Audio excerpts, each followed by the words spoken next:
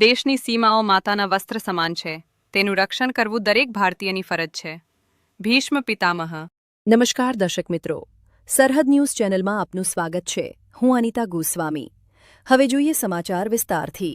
વાવ-થરાદ જિલ્લામાં થોડા દિવસો પહેલા દારૂ ભરેલી ક્રેટા કાર સાથે પીલુડા કરબોન રોડ ઉપર સર્જાયેલા ગંભીર અકસ્માતમાં 2 લોકોના મોત નીપજ્યા હતા અને પ્રાથમિક માહિતીમાં એટલું જાણવા મળ્યું હતું કે ગફલત ભર્યા ડ્રાઇવિંગને કારણે અકસ્માત સર્જાયો હતો. જ્યારે આજે 4 દિવસ બાદ એક વિડીયો અને પરિવારજનોના અનેકો આક્ષેપ સાથે વિડીયો પુરાવા સામે આવ્યો છે. ત્યારે કોની હતી આ સ્કોર્પિયો ગાડી કે જે દારૂ ભરેલી ક્રેટા કારની પીછો કરી રહી હતી, જે અંગે આ વિડીયોમાં વિગતે વાત કરવી છે.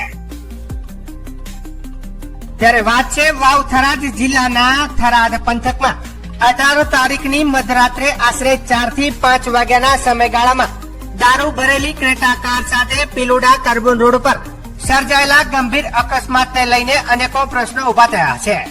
આ અકસ્માતમાં 2 લોકોના ઘટના સ્થળે મોત થયા હતા, જેમાં કરબોન ગામના યુવાન પિન્ટુભાઈ ભીલનું પણ કરુણ અવસાન થયું હતું. ઘટનાને લઈને સમગ્ર પંથકમાં શોક સાથે અનેક શંકા કુશંકાઓ ચર્ચાઓ વહેતી થઈ છે. મૃતક યુવાનના પરિવારજનોએ અકસ્માત અંગે ગંભીર શંકાઓ વ્યક્ત કરી છે. પરિવારજનોના જણાવ્યા મુજબ રોડ ઉપર લાગેલા સીસીટીવી કેમેરાના આધારે ક્રેટા કારની પાછળ એક એંગલ વાળી સ્કોર્પિયો કાર પીછો કરતી આવતી જોવા મળી હોવાની માહિતી મળી છે. પરિવારના આક્ષેપ મુજબ પાછળથી આવતી આ શંકાસ્પદ સ્કોર્પિયો કાર દ્વારા ક્રેટા ગાડીના પાછળના ભાગે ટક્કર મારવામાં આવી હોવાની શક્યતા નકારી શકાય તેમ નથી. પરિવારના જણાવ્યા મુજબ અકસ્માત બાદ જ્યારે તેઓ ઘટના સ્થળે પહોંચ્યા ત્યારે આસપાસ હાજર લોકોએ પણ પાછળ એક ગાડી હોવાની અને અકસ્માત પછી તે ગાડી લાઇટ બંધ કરીને ઝડપથી ત્યાંથી નીકળી ગઈ હોવાની ચર્ચાઓ કરી હતી. મૃતક યુવકના પિતા રઘનાથભાઈ માવજીભાઈ ભીલ દ્વારા આક્ષેપ કરવામાં આવ્યો છે કે આ ઘટના માત્ર સામાન્ય અકસ્માત નહીં પરંતુ શંકાસ્પદ પરિસ્થિતિમાં બની હોવાનું લાગી રહ્યું છે. તેથી સમગ્ર ઘટનાની નિષ્પક્ષ અને ઊંડાણપૂર્વક તપાસ કરવામાં આવે તે અત્યંત જરૂરી છે. પરિવારજનો તેમજ ગ્રામજનો દ્વારા જિલ્લા પોલીસ તંત્રને અપીલ કરવામાં આવી છે કે સીસીટીવી ફૂટેજ તથા અન્ય તકનીકી પુરાવાના આધારે સમગ્ર ઘટનાની વિગતવાર તપાસ કરવામાં આવે અને જો કોઈ જવાબદાર હોય તો તેના વિરુદ્ધમાં કડક કાયદેસરની કાર્યવાહી કરવામાં આવે.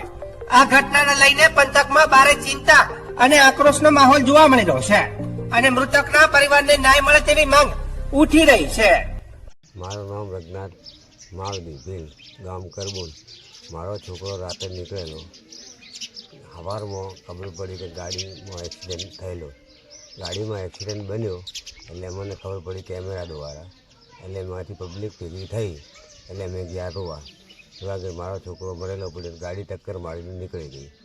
હવે પોલીસ, જિલ્લા પોલીસ તમે તપાસ કરો તો આમાં મને જાણવા મળે.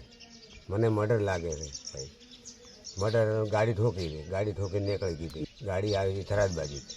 મારું નામ ભરતભાઈ પ્રસન્નભાઈ, ગામ જદડા. મારું સાસરું કરબોન છે. પીલુડા કરબોન હાઈવે ઉપર એક્સિડન્ટ થયો, એમાં મારા શાળાનું મોત થયું છે. અને એ એક્સિડન્ટ થયો એ કોઈ એક્સિડન્ટ ગાડી પલટી મારેલ નથી. ગાડી ઠોકેલી, પાછળથી ગાડી આવી અને ઠોકેલી છે એવું કેમેરામાં દેખાય છે. અને અમે સવારમાં ગયા ત્યાં લાશ જોવા મળી હતી, જેથી અમારી માગ છે જિલ્લા પોલીસ વડાને કે વધુ તપાસ હાથ ધરે. અને તો લાગે જ છે કે આ એક્સિડન્ટ થયો જ નથી, પાછળથી ઠોકેલી જ ગાડી છે એવું લાગે છે. અને ત્યાં લોકો વિચારતા કરતા હતા કે 2 ગાડીઓ હતી અને પાછળથી ગાડી આવીને ઠોકેલી છે.